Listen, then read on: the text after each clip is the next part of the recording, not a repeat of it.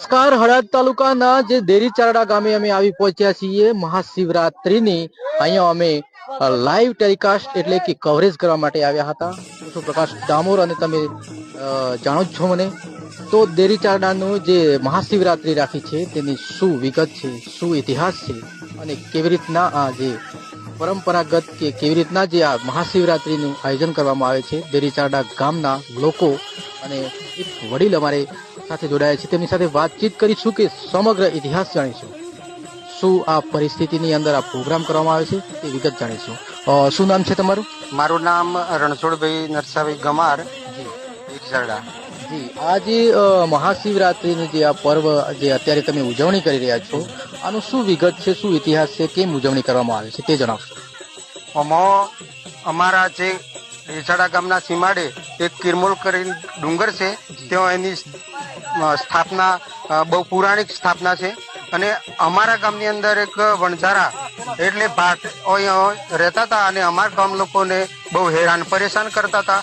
અમારા ખેતરોની અંદર ગાયો સારી અને ખેતરો ભેળાવી દેતા હતા. આવું હેરાન પરેશાન કરવાથી અમારા પૂર્વજોએ અહીંયા 10-15 જણ ભેગા થઈ અને પછી એની બાધા રાખી હતી કે હે બાપજી ગુરુ મહારાજ, કે અમારી આ જે વણઝારા અમારા ગામમાં હેરાન પરેશાન કરે છે તો અહીંથી ભગાડી શકે તો પછી તારું સ્થાન અમે અહીંયા નેસે દેસાડા ગામમાં સ્થાપના કરીશું.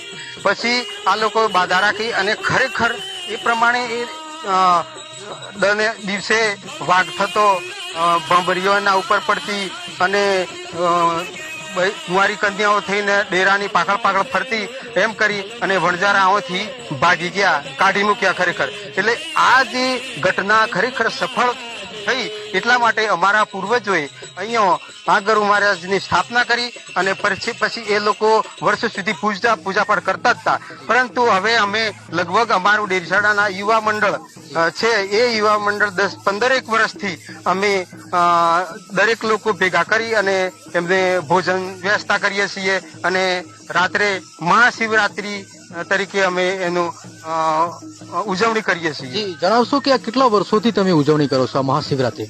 હા, અમે લગભગ 15 વર્ષથી યુવા મંડળ ઉજવણી કરીએ છીએ. અગાઉ તે કરતા પણ અમે આજે પ્રોગ્રામ છે, મોટો પ્રોગ્રામ છે રાખીએ છીએ. લગભગ 15 વર્ષથી અમે રાખીએ છીએ.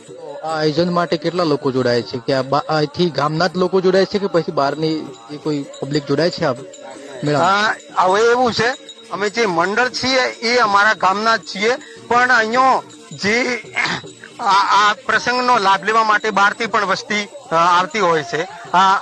સંતો પણ સંતો આવતા હોય છે, બહારના મંડળો પણ અહીંયા આવતા હોય છે. ભજન મંડળીઓ રાખી છે.